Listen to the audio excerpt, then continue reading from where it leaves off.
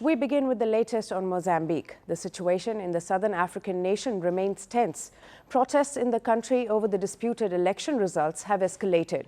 At least 21 people, including 2 police officers, have been killed in the past 24 hours. The government said that a total 236 acts of serious violence were reported across the country. Those acts had left at least 25 people wounded, including 13 police officers. It further said groups of armed men using bladed weapons and firearms had also carried out attacks against police stations and other public infrastructure. Yesterday, here in the Benfica area, 2 young people were shot to death. Police without uniform came in a BT-50 car and started to shoot. Then they went to the localities killing people anyway. Protests and violence erupted across Mozambique again after the Constitutional Council confirmed the ruling Frelimo Party candidate Daniel Chapo as the winner of the disputed elections in October. The total number of deaths in post-poll violence in Mozambique has crossed 150. Since the protests began this week, shops, banks, supermarkets and petrol stations were ransacked in several parts of the country, with windows being smashed and incidents of looting. Some vehicles and shops were even set on fire. Several main roads were also blocked by barricades and burning tires. Christmas Eve, which is usually a busy time in capital Maputo, also saw shops and small neighborhood grocery stores being closed, making bread unavailable to local residents. Many local residents also chose to stay at home to avoid getting caught up in the unrest. Meanwhile, opposition Firstpost Party candidate Venancio Mondlane, who has contended the poll results, declared that he would install himself as president on January 15th, the day that Chapo is due to be sworn in. He also said the country was still going to celebrate Christmas this year, despite the killings. Yes, we're going to have Christmas. We've already said that our Christmas is Mozambique. It's going to be on the streets. 50-year-old Mondlane, who has been in exile since October, also called for demonstrations to continue on the streets despite the killings. The demonstrations must continue because it has been proven that this regime is an illegitimate, illegal, terrorist regime that is doing everything in its power to massacre its own people. Now, Mozambique has been on the edge ever since the results of the October 9 elections extended the Frelimo Party's 49-year rule in the country. The Election Commission had declared Frelimo Party's Daniel Chapo as winner with nearly 71% of the votes. On Monday, the Constitutional Council confirmed poll results but revised Daniel Chapo's winning share to only 65% of votes. Venancio Mondlane, on the other hand, received an upward revision of 24.2% of the vote. He had only won 20% of the votes when the results were declared initially. But Mondlane has refused to accept the results, calling them fraud and accusing the Frelimo Party of vote rigging. The Firstpost Party leader claims to be the winner of the October elections and has called for protest and uprising several times through social media. In Mozambique, the Constitutional Council is legal, but this legality of legalizing fraud, of legalizing the humiliation of one's own people. My friends, here it is, the time has come. Now, since the beginning of protests in late October, several cities, mines, ports and even borders have also been affected by the ongoing protests.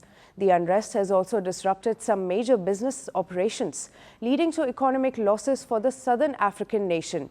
And all of this has come at a time when the country has been battling with Cyclone Chido that has caused severe destruction and hunger among the people. So with the opposition calling for more protests in the country despite the killings, question is Mozambique heading into a greater political crisis and instability? Or is there still some hope for the 2 opposing sides to come to a consensus to end the crisis? Now, to discuss more on this, we have with us international affairs expert Musa Omdunge, who is joining us live from Dundee, United Kingdom. Mr. Omdunge, welcome to Firstpost. Thank you so much for having me. Mr. Omdunge, the opposition has repeatedly been calling for an uprising call. Could this be further deteriorate the situation in Mozambique and lead to more violence? Certainly, it looks like that is where it is going. And this is particularly because when you look at the posture of the opposition parties, it seems like they are all coalescing around a position that tries to legitimize these elections and the results. And particularly given that now Renamo itself, which has been the traditional opposition of Frelimo, has itself also stated that it will release its own set of results contesting the official ones, means that you are likely to see here three poles of power and contestation. And this will then make the situation perhaps more fluid than we have seen it be currently and traditionally in the history of Mozambique since its decolonization in 1975.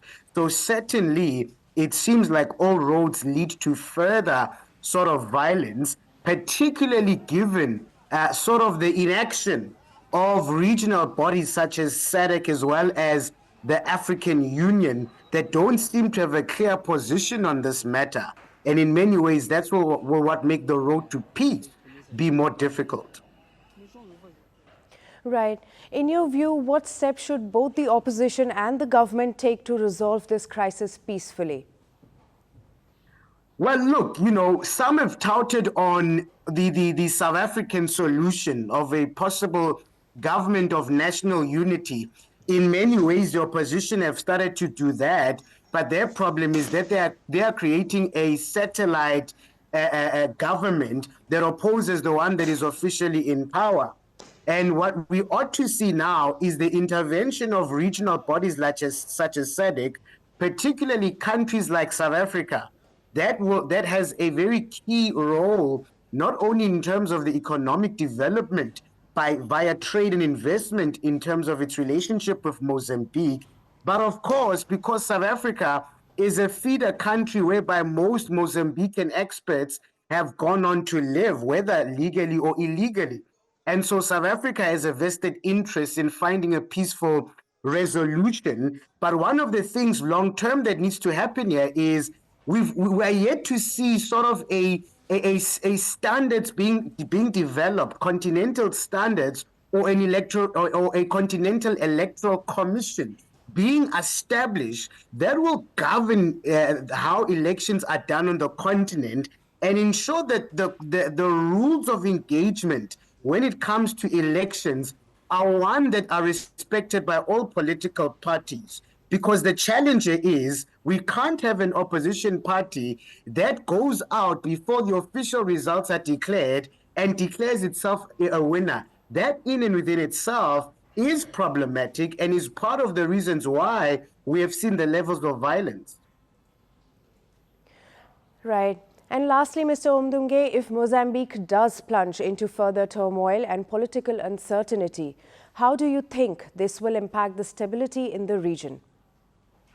Well, given Mozambique's geographical position, which really connects Southern Africa to East Africa, it is quite an important link in terms of that greater sort of East and Southern African trade, a huge market where the transit for goods, the transit for people is very, very important. So in many ways, instability in Mozambique continues to paint the rest of the region as places where investments carry a high level of risk.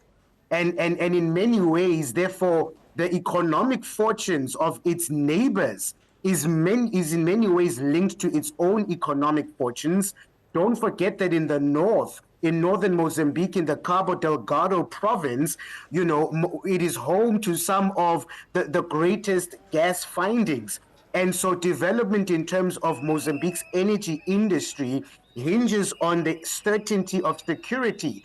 And so the inability of the security forces to manage the risks posed by the Alsuna terrorist forces in the north is greatly hindered by security forces having to now fight on another front, which is the home front in terms of this civil conflict. So in many ways, both the economic and the greater political security of the region hinges on this moment, and time will tell whether leaders will indeed use their political currency to make the kind of noise to get both sides to the negotiation table. Right. That was international affairs expert Musa Umdunge, who joined us live from the United Kingdom. Mr. Umdunge, as we closely track the story, I thank you very much for sharing your insights with Firstpost. Thank you so much for having me, and Merry Christmas to you all.